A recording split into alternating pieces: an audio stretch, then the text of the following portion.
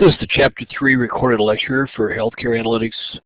And what we're going to look at in this chapter is really developing that analytics strategy and how we can drive change primarily through quality improvement using the analytics as sort of the engine to make that happen. You'll see as we go through this, there's lots of ways to make that people use. There's different techniques and different approaches. We'll talk about 3 of those, but there are a dozen out there. But we'll talk about the three that sort of lead the way, so to speak, and have traditionally been the front runners, the types of quality improvement methodologies we use to make change. So when we talk about analytic strategy, it's more than just data utilization or a data analysis strategy or technology strategy or QI strategy. It's really necessary to align the data with quality and performance needs as outlined by the strategic plan, or at least the process improvement plan for the organization. Now, you're going to be saying this probably every chapter, but all of this has to align. And again, at the very bottom, there it is. It has to align with the strategic plan, which makes it really, really important. Now, the purpose of analytic strategy, oh, this is stupid.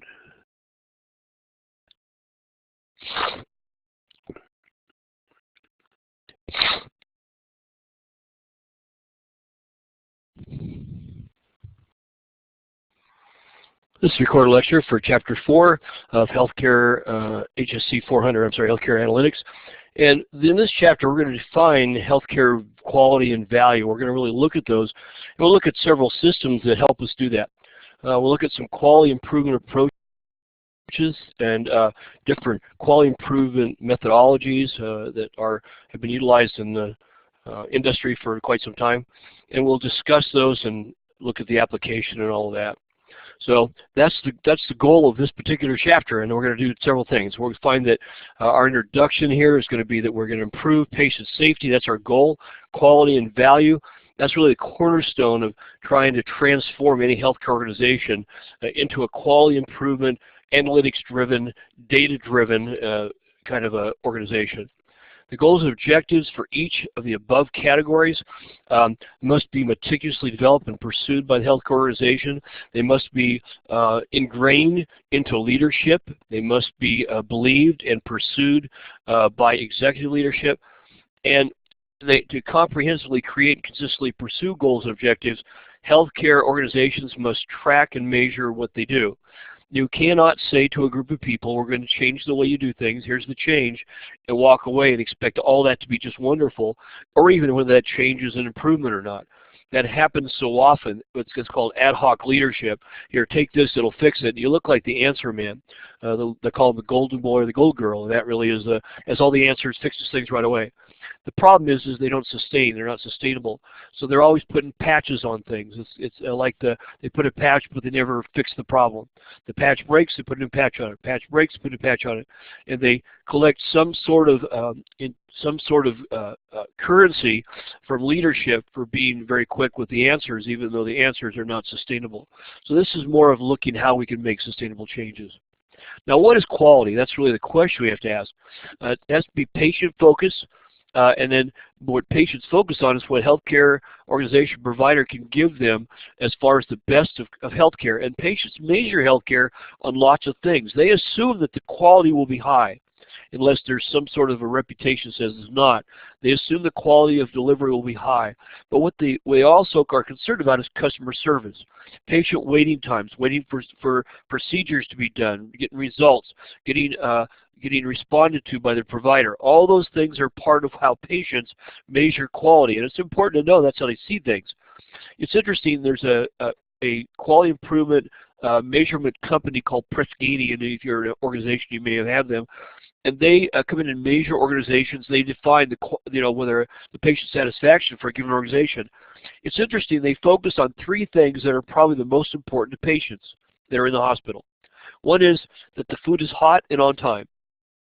2, that the lab tech who comes in, the phlebotomist who comes in, is able to draw the blood quickly, easily, and painlessly.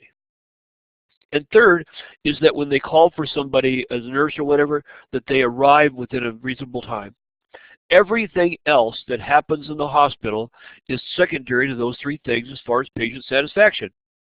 Now, isn't it interesting that the face of a laboratory, which is based up of lots and lots of medical lab technologists and pathologists and all sorts of people, is the face of that is in your phlebotomist, which makes you wonder, which makes you ask the question, shouldn't your phlebotomist, if they're going to be the face of your department, shouldn't you pick them very carefully? And the truth is, most of the time we don't.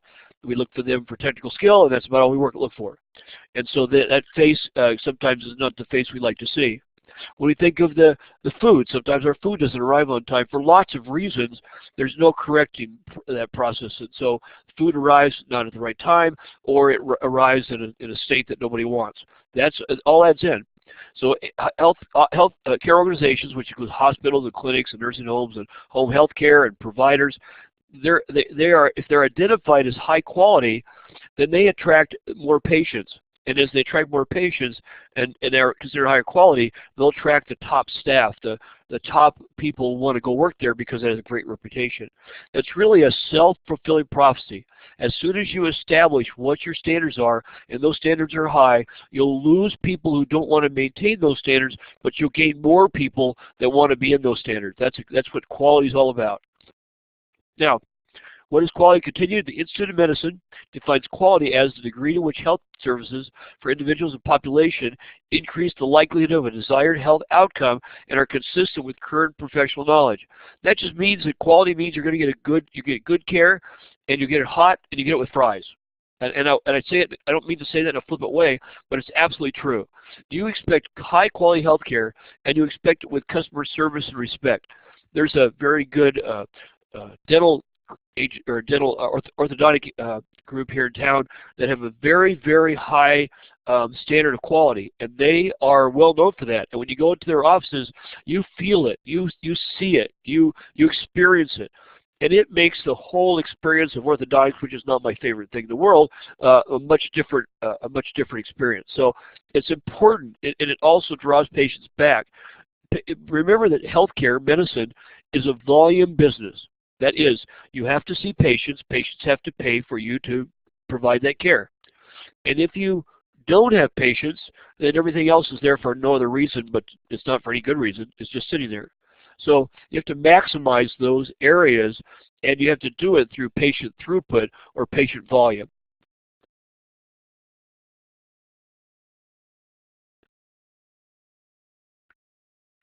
Now, to be quality for the patient must have a net benefit to the patient in the quality of care and their patient satisfaction. And please, don't minimize patient satisfaction. That doesn't mean that you aren't told about a bad disease and it's a bad experience. It means that how you're told about that bad disease, how you're cared for, how you're received when they come into the clinic or the hospital or whatever. All those things add up. Many healthcare organizations falter when specifically defining quality because they don't put it in reproducible, measurable, consistent, sustainable terms. That is, they don't constantly measure it, and what you don't measure, you don't see, and what you don't see goes away. Now, you define value in healthcare. That's to create value. Healthcare must provide a predictable improvement in any patient's health or well-being. They must have positive experiences, and they must have desired outcomes. That's not to say that if somebody has cancer, you tell them they don't have cancer and they're happier. It means if they have cancer, then you take them through a process so they're treated appropriately, and they're part of that process. They're not treated like a passive part of the process. According to Michael Porter out of the book, rigorous discipline, measurement, improvement of the value is the best way to drive system progress, and it is. It's the best way to see where things are going well and where things aren't going well. Now, activities that add value must have the following criteria. The customer patient must be willing to pay for the stated activity being performed. The activity must in some way transform the product or service being provided. It must provide an improvement. And the activity must be completed properly on the first attempt and achieve the predictable goals. That's what value is. That's value in anything. That's value in a restaurant. That's value in healthcare. That's value in a manufacturing company. All those things fall into that. So further, it's a concept of added value. It's an approach to measure how much an activity directly contributes to the outcome as opposed to a non-value added activity. And when we start mapping out workflows in people, we find that about 30% of what they do before we get started is just really extra steps that have no value added to the end goal. And we're able to eliminate a lot of those so they can better focus on the value added goals. That's the value added that are going to make the process faster, higher quality, more timely, more satisfying to the patient. Non-value activities are steps or processes that don't really contribute or support to a successful or positive outcome, and they may even make a negative outcome. They can even be so bad they create a negativism in the process. Value is always defined in relation to the customer. In the world of healthcare, that's the patient. And that's the way the patient perceives it, by the way. That's their reality. So whether the customer perceives the value or not is what we're talking about. Now, everybody always brings up, well, there's some customers that are, that expect all sorts of things. And really can't afford to pay for it, and they want too much. And I'm not saying there aren't people out there that are overly demanding. I'm not saying that at all. They do exist. But 98% of the people just want a fair shake and a fair deal. And if you treat them well, if you treat them with respect, if you give them satisfaction, you'll find that the rest of the things fall in. So customers in healthcare are the patients, as well as fellow employees and staff. Everybody's your customer if you're an organization. I remember I told you earlier when we were building a new hospital, or a new part of our hospital, that we brought in the custodial staff, and they actually saved us several millions of dollars in just processes. They were known for their customer service. Can you imagine a custodial staff that rates when you have an organization made up of nurses and technicians and professionals and doctors, all these people, that your custodial staff consistently are the number one patient satisfaction identified? People identified? Isn't that interesting? Doesn't that say something? It says something about the custodial group as a group, but it also says something about the rest of the hospital. And that is when your custodial staff is your number one patient satisfaction staff, that's not good. That suggests that the rest of the group is not participating. Now, Porter quantifies value by the ratio of outcomes to cost. So value equals outcomes over cost, and of course that's important. Everybody would like to have a Mayo Clinic on their corner, so they can just walk up and get treated for anything they want, get a total body scan, whatever they like, anytime they want. That's not reasonable. But you have to sort of balance costs and outcomes, so you're guaranteed improving that. Now, if you look in your book,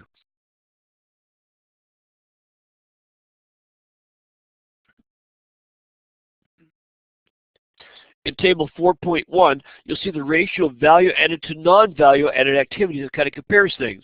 For instance, the role here is diagnostic imaging technician. The value added is they're performing an X-ray. The non-value added is waiting for a porter to deliver a patient to do that diagnostic test. The waiting time that they have is not helpful. So you'd like your technician to be very busy, and that is to be able to perform X-ray after X-ray after X-ray with a limited amount of waiting time. As far as the patient is concerned, the value added is being assessed or treated by a clinician in a reasonable time. The non-value added is waiting to be seen by that clinician. A laboratory technician performing a lab test, that's the value added. The non-value added is returning a requisition that's not been completed properly or inadequately, wasted time and whatever. If you look at nurses, their value added is assessing or providing treatment to patients. That's what they're there for. The thing that's not value added is double documenting on computer and paper, and you'd be surprised how often that happens. And eliminating those steps makes them so happy, and they are such better patient participants after that. So one objective healthcare improvement activity is to maximize how much time is spent in doing valued activities and eliminate or reducing those non-value activities. You should consider both value and non-value added activities when designing analytics for quality and performance improvement. You have to look at what makes it better, and you have to look at what takes away, and so you eliminate what takes away, and you emphasize what makes it better or faster or more optimal. Now, to improve a system, HCOs are a system, if you will, which is defined as a group of interacting, interrelated, or independent elements forming a complex whole to deliver patient care.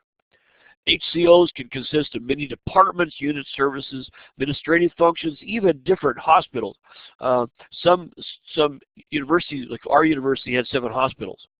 So due to many dynamic variables such as changing demographics, patient needs, and staffing, healthcare organization may experience a change, either deterioration or improvement in workflows if they're not kept up to date. And I always bring up the the dashboard that the hospital had when we first got there, and they watched it all the time, but parts of it weren't even used anymore. But they were still reported, even though some of those units didn't even exist anymore. They were still reported on, even though it was a null system. It was still reported on. So it's kind of this, and they were part of the calculations of quality of plays. It was interesting. So they're including something that isn't a player in that. Now, to have improved a system, healthcare quality and performance must be observed, measured, and understood from multiple perspectives, and you must use these three components: structure, process, and outcomes. And we'll talk a lot about this as we move along through this lecture. Now, when we look at structure, structure is considered to be the relatively stable is to be a relatively stable element, and includes like various tools and technologies and resources which are pretty stable in an organization. It represents like the physical environment, leadership, policies, for instance, number of funded intensive care unit beds, the specifically or specially trained physician coverage in ICU, the number of CT scanners and their availability. All those are the structure that we talk about.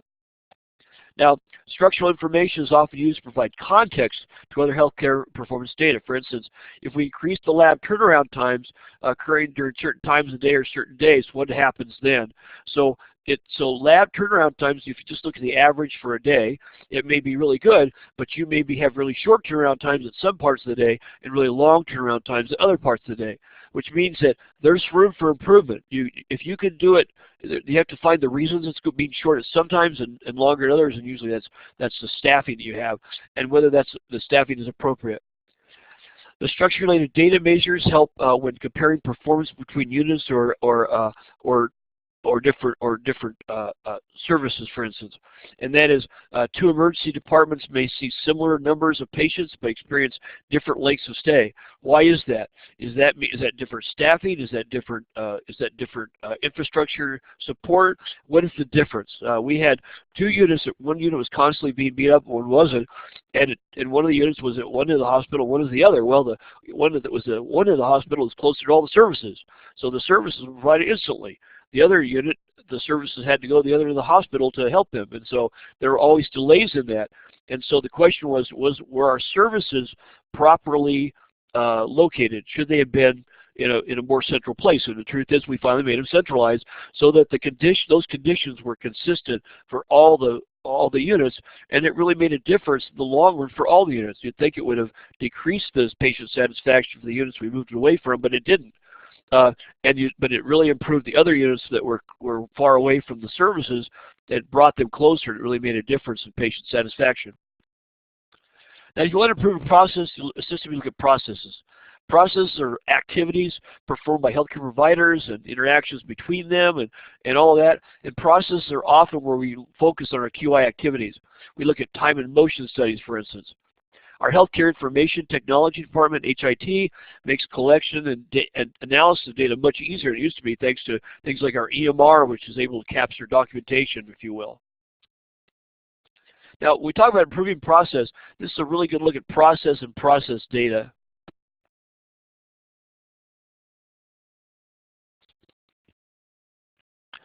For instance, what you see is a process and process data. The process is emergency department registration, and you can look at total time of arrival, emergency department, time of registration completion, registration clerk's name, and you start to gather that information. When you look at patient X-ray, you look at all these times the X-ray was requested, times it was the test requested, times that the X-ray requested, clinical provider requesting the X-ray, and on down the line. You see all these names and stuff, all these parts and stuff, and this will help you define the variations in one area to another, to one provider to another, to one unit to another, to one ward clerk to another, as a matter of fact. So you can start to see where you may have issues, not necessarily in system, but mostly in system it is. 98% of problems are system problems, but you may have a person problem, and so you can start to look at that. So we want to improve a system, we have to look at outcomes. An outcome is, after we've made our change, what are we hoping to succeed? What are we hoping to improve? Outcome measurements are, we had this problem, we did this quality improvement project, we made these changes, and our outcomes are what we have afterwards. An outcome is an individual quantifiable endpoint that is patient-focused, like morbidity, that would be injury to patient, mortality, death of patient. Readmission. What's our readmission rate? We have a defined definition for what readmission rate it means. If they're readmitted in 72 hours for the same disease, then we should really release them and follow that. And length of stay. Are length of stay appropriate as per Centers for Medicaid and Medicare, as per our insurance companies, as per standards of care? Now, according to Porter, healthcare outcomes should include health circumstances most relevant to patients, should cover both near and long-term care, and should consider risk factors or initial conditions to allow for risk adjustment. If somebody comes in for a disease but they have diabetes, they're going to be in for a longer stay. If somebody has congestive heart failure and they're coming in for a pneumonia, they'll have a longer stay. And so those are called comorbidities. Comorbidities mean they may make the stay longer, and everybody understands that, including the insurance companies. Now, we talk about improving a system. We look at outcomes. There's a really nice point that's made in your book right here.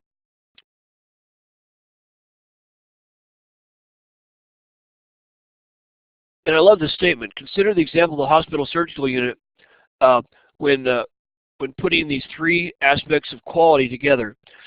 Elements of the structure include the number of surgeries, nurses, and operating rooms, plus the various technologies available, and administrative and medical policies under which the providers must practice. Then the process elements are those that measure percentage of on-time starts. Finally, example of outcome measurements include the rate of critical occurrence and the mortality rate from surgery. One of the biggest things we follow is really surgical infections, post-surgical infections, which actually initiated a study called the Surgical Infection Prevention Program, SIP. That came out of the University of Oklahoma, of which I got to participate, believe it or not. I was part of that, as part of a quality improvement organization. And we found that the things we were doing to prevent infections weren't very successful. Now, infections create a real problem for surgery because they extend a patient's stay, but the hospital or provider to get paid for it because the infection is considered their fault. So insurances don't pay for it, but yet we have to care for the patient, and then the patient is stuck in a hospital longer, so their chances of getting sicker or worse from the infection. So the big study showed that if we gave patients an antibiotic, a specific set of antibiotics, just before the surgery, like an hour before surgery, it was in their bloodstream, that would be in their blood, so when the surgeon did surgery and they had bleeding, the blood would contain the antibiotic and the chance of infection were significantly lower than just waiting until after the surgery and giving the patient antibiotic then, because it didn't work as well. So that changed the face of how we did things. So that's just some of the ways you can make improvements. Did it change things? We brought surgeries down to a micro fraction of what it was before. We took it from 6 or 8% nationwide down to a sub 1% nationwide. That's pretty significant. That resulted in billions of dollars savings by insurance companies, billions of dollars savings by health organizations. Now, when it's a reporting structure, process, and outcome data over the same period of time, you have to be aware of what are called lagging indicators. And that may mean that a lagging indicator is one that shows a response sometime after the situation or the systemic changes occurred. And that means that, let's say we're going to make a change, and we won't see that result until it cycles back again, maybe 3 or 4 months after the fact. So you have to be careful to keep monitoring that to make sure you got the improvement. I cannot tell you how important it is to continue monitoring a change out quite a ways, actually, maybe years, to ensure that it becomes part of the natural structure. That's hardwired is the term we use. Hardwired means that people think that's the way it should be and forget the way it was done before. They don't remember, oh, we used to do it this way. They don't have that conversation anymore. It's this is the way we do it. We've done it this way for years. And that's what you want to have them start thinking. Now, an overview of healthcare quality improvement. Most healthcare organizations are consistently and continually striving to improve quality, and it's an ever-moving target because there are many competing issues. External environment, external payers, if you will, insurance companies, Centers for Medicaid and Medicare, could be changes in regulation, changes in standards of care, changes in the political environment, changes in the religious environment. All those are external. You could have internal changes. You could have a shortage of nurses. The United States has had a shortage of nurses, about 1 million positions over the last 5 years. We're probably going to have that continually, which is why nursing programs are going full force right now. Changing patient needs. Perhaps we're finding that we treat patients different now than we did at a certain time before. Case in point, we used to treat ulcers with only something that would lower the acid content of the stomach, thinking it was based on stress and smoking and alcohol, things like that. Turns out it was a bacterial infection. And now treating ulcers is based on giving them antibiotics primarily to kill the bacteria that cause the ulcers, which kind of cure themselves very quickly. So changing patient needs in that. And then our technology, how we collect data. Think about collecting data before the days of computers, where everything was on paper. It was extraordinarily difficult. We would hire these people to extract information, and it was onerous, and it was time-consuming, and it wasn't as effective as just the technology we have now, especially with things like electronic medical record and such. Now, the constantly changing environment requires HCOs to always adapt, motivate, and innovate and improve to not only provide the highest quality of care for patients, but at the best cost, but also compete with their fellow HCOs. It's all a big competition, and that competition is actually good for the patient. It drives the healthcare costs down, and it drives quality in, and that's important. So healthcare quality improvement has been described as better patient experience and outcomes achieved through changing provider behavior and organization through a systemic change in methods and strategies. Boy, that's in a nutshell too. That really describes what needs to happen, and sometimes what, like I said, the provider behavior, for instance. Maybe we changed over from understanding that ulcers were caused by bacteria. Many providers have been trained otherwise, and they were hard-pressed to get them to do that. Until finally, the data just overwhelmed them, and they made the change, and we started tracking their care, and they started making the change because when they didn't, we came back and asked them why. Healthcare quality improvement can be considered systematic, data-guided activities designed to bring about immediate improvement in healthcare delivery in particular settings. And remember that the patient is a primary customer. That's the reason we have a healthcare organization in the first place. And we shouldn't view patients as sort of passive recipients. They're active, participative recipients, and we should want them to be participative. If we find out what they want, we can exceed their expectations. And that's a statement that you'll hear in some of the great quality improvement organizations. I think of Disney. Exceed the customer's expectations. That's what they are expected to do. Not to meet them, but to exceed them. Now, quality improvement drives systematic changes in provider behavior and organizational processes, and I said that earlier. Now, there are tons of methodologies that we use for quality improvement. They include Lean, Six Sigma, TQM, Total Quality Management, which really comes from the Deming approach. We have constraints management. We have RQI, which is rapid quality improvement. That's a way of total quality improvement is sometimes considered a little cumbersome and slower. Rapid quality improvement is not changing the whole process, but maybe changing one step of the process. It has a lot of followers also. Those are all choices that we have for those. Now, modern healthcare quality improvement requires accurate, timely, and readily available information. It has to be timely, and it has to be consistent. What we get today is what we should get tomorrow. Analytics augments management reports and dashboards, providing insight into what happened in the past, what's happening now, and what potentially is happening in the future. That gives us that total spectrum, that 360 view, if you will. One reason the healthcare organization quality improvement fails is the lack of baseline assessment. If you don't know, it's hard to tell where you're going if you don't know where you are. And that you need an ongoing, you need to be able to say, where was I, where am I now, and where do I want to get to. That way at least you see where the trip is going to go. And to evaluate after the project is completed. Look at outgoing measurements for an extended period of time. You don't stop the project, stop the measurements. And so we'll talk about that a little bit too. Analytics gives time analysis of performance data, which really helps this process be more consistent. Now, the common quality framework in healthcare, HCO insufficiency has evolved over time, or inefficiency through the adaptation of what are called ad hoc processes. These are the answer man changes. Something happens and they put a patch on it. Or they do workarounds. Yeah, we'll work around that problem. Or decisions based on, I have a gut feeling this was going to work, without evidence, which means you get a series of these sort of not very helpful, not data-driven, not specific quality improvement type of changes, and every single process you have in every single organization is subject to this on a regular basis. So you have to measure the outcomes. You have to make sure that you're not getting workarounds. You have to make sure that they're not an ad hoc process so people avoid something they don't want to do, or they figure a way to get around it. You have to make sure that's not happening if it's a value-added step. If you have ad hoc processes and workarounds and decisions based on gut feelings that are to get around a non-value added step, then you have another problem. That is, you've allowed a system to degrade to the point where you've developed steps in it that aren't even helpful. So that's the important thing.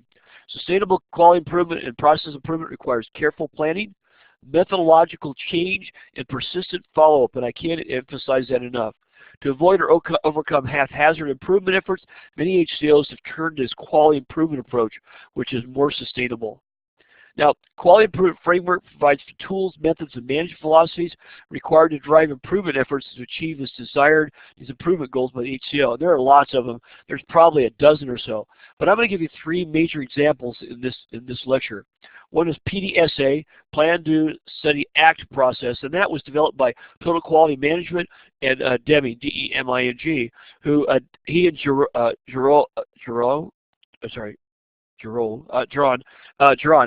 G-U-R-A-N. They developed that, and they primarily started that process and showed its effectiveness in post-World War II Japan. At that point in time, Japan was totally decimated. They weren't making much of anything, and the stuff that came out wasn't very good. And MacArthur, who was really managing or overseeing Japan for several years after the war, asked them to come and help to start the manufacturing. Well, they really made a difference. If you think about it, the total quality management really changed things. The American businesses threw them away. They didn't like what they did. They called them efficiency experts, and they called them predatory. They didn't like them. When they came back after Japan started taking over the auto market in the early 70s, and suddenly TQM was pretty popular, and that's where that came from. Lean. When you look at lean, it's just what it sounds like. Think of meat, and that is lean meat. You don't have much fat. So the idea of lean is to cut away the fat and to focus your efforts on what is the lean meat. It's kind of like value added and non-value added. You eliminate all the non-value added, which gives you more time for the value added. And finally, Six Sigma. That should be Six Sigma, not Six Sigman. Six Sigma is really looking at data and trying to achieve 100% improvement or achieve 100% success. Six Sigma looks at just as TQM does, PDSA. It looks at variation as being a cost. So you want to avoid variation, and you want to maximize the process being consistent. Now, this is a great little framework, if you will. It's table 4.3 in your book, and we'll talk about this a little bit.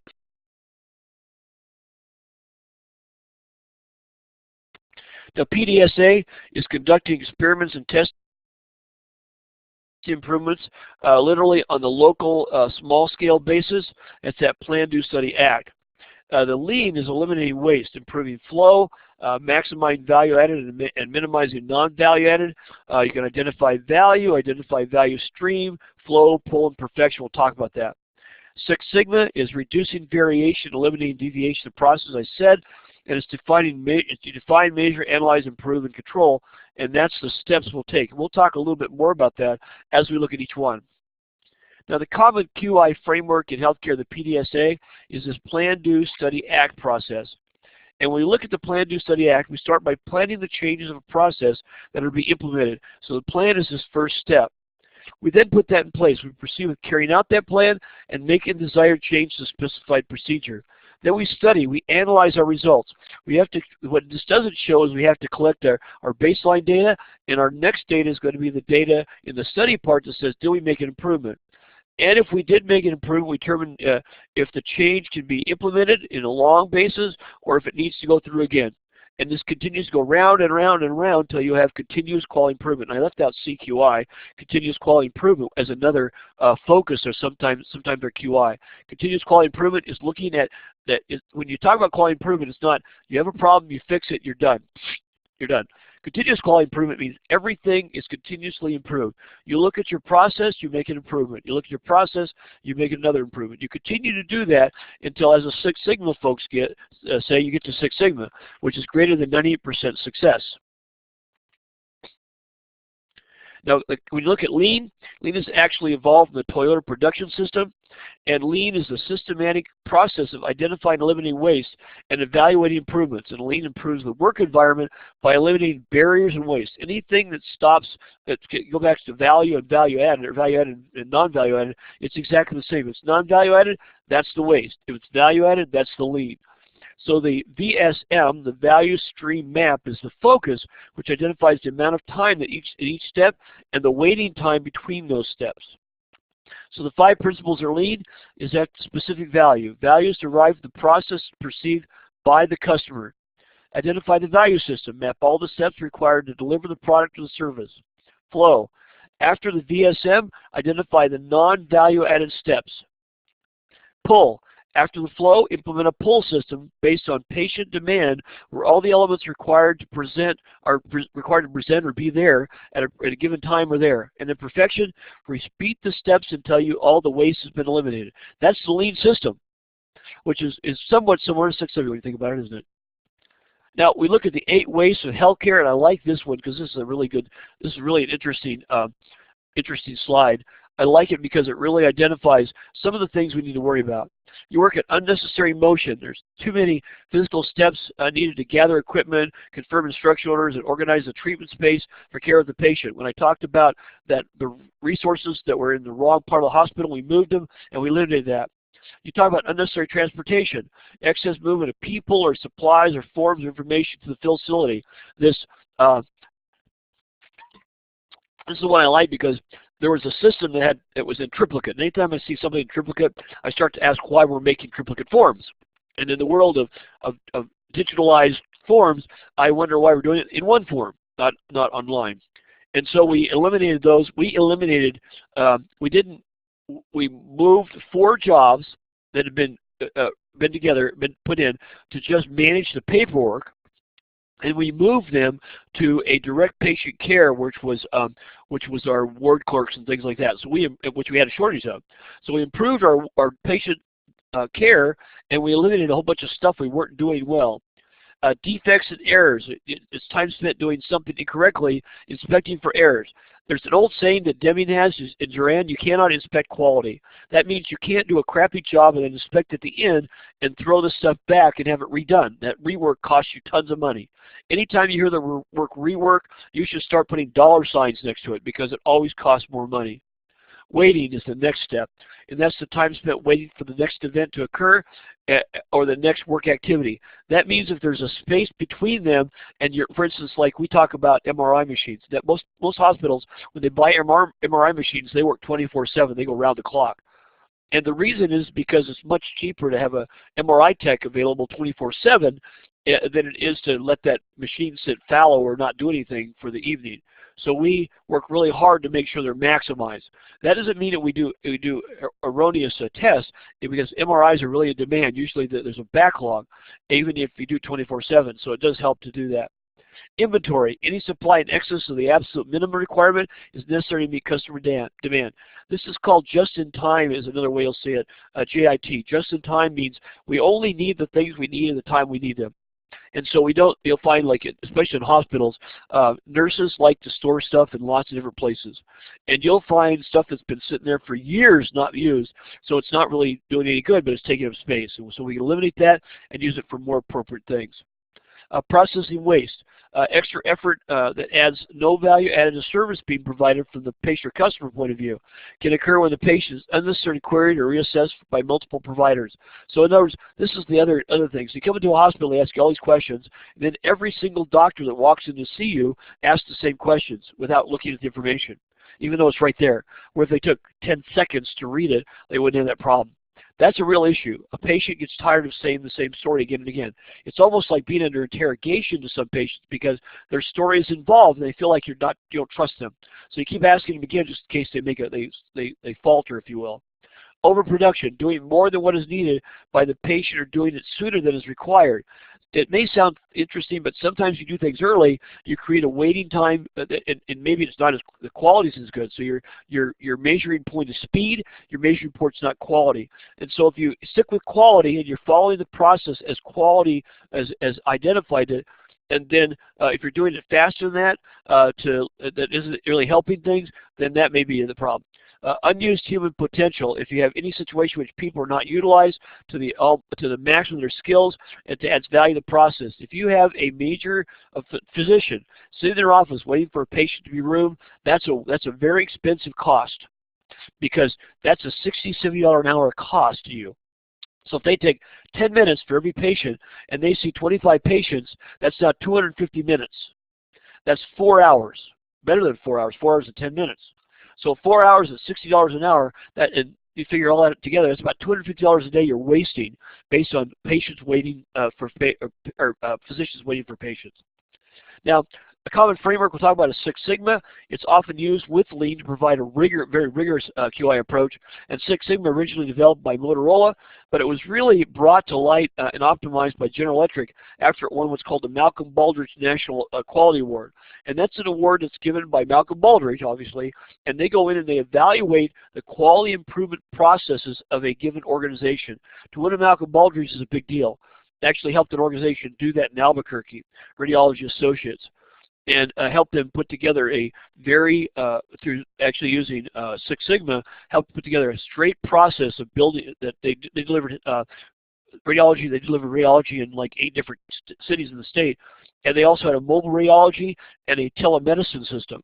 And they were having all sorts of issues, and we went in and made a lot of changes and improvements, and lo and behold, they won the Malcolm Baldrige Award the next year. Now, the idea of Six Sigma is it strives to create perfect processes, that is, with 98% success. That's your goal. That's what Six Sigma means. Now, common elements of Six Sigma include the intent to achieve significant improvement in a short period of time. Strategy. That can be applied as a corporate-wide strategy or tactically on an individual sort of project.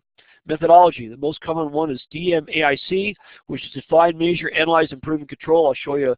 I'll explain that a little later. And the tools we use include Cato's model, statistical analysis like t-tests and ANOVA, and experimentation. And our measurements, the most common are DPU, defects errors per unit, or DPMO, defects per million opportunities. And we're looking at how many is our error rate, if you will. And I think before I talked about how Six Sigma looks at error rate, and only 100% success is considered success. Now, when we look at the Six Sigma DMAIC methodology, we have define. And define is to clarify, or to clearly identify and state the problem or issue that is a focus in the QI activity.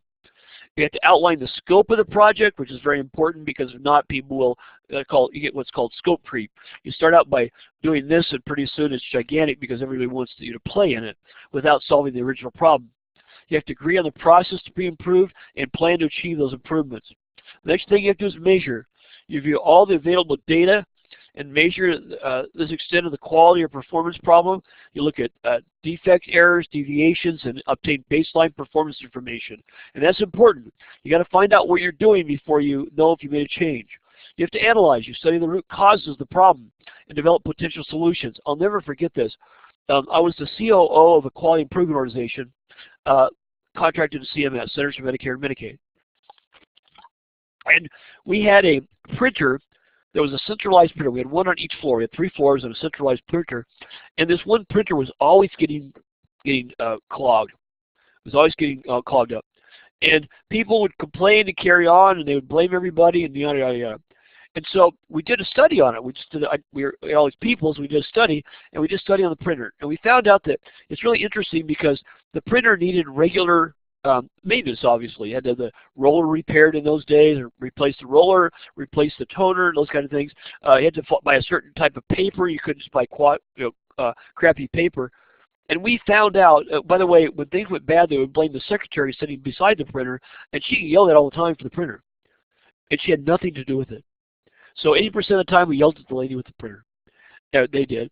And so when we came in and looked at that, we said, okay, what are the root causes? Turns out that the people that were supposed to be maintaining the printers weren't doing a very good job, and the rollers weren't. It wasn't monitored, analyzed, if you will, for paper that had gone through it, for the number of sheets that had gone through it. And the rollers should have been automatically replaced at a certain point. They weren't being done. They were trying to get an extra $1 or $2 out of it, which really wasn't happening. They were wasting paper and toner in the process.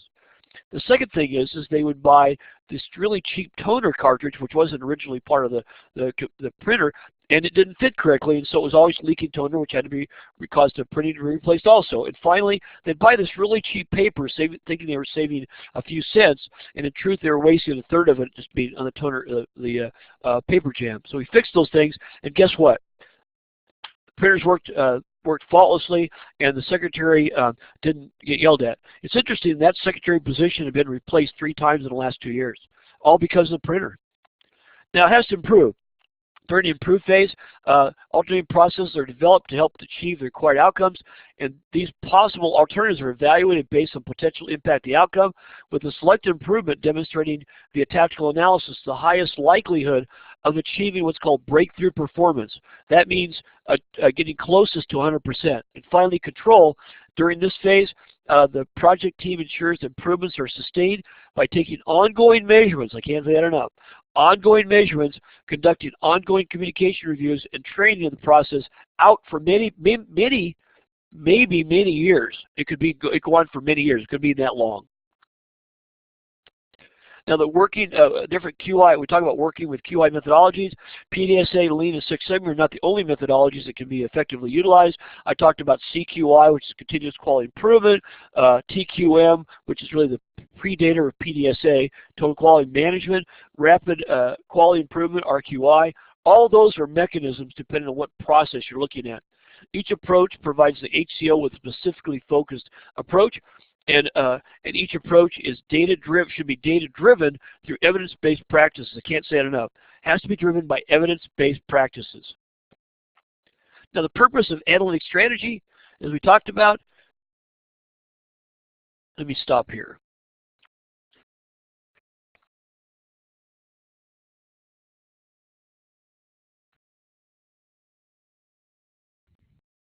Sorry. That will be the end of this lecture. I sort of run into a whole other lecture. I'm sorry. So we're done with Chapter 4. Thank you very much.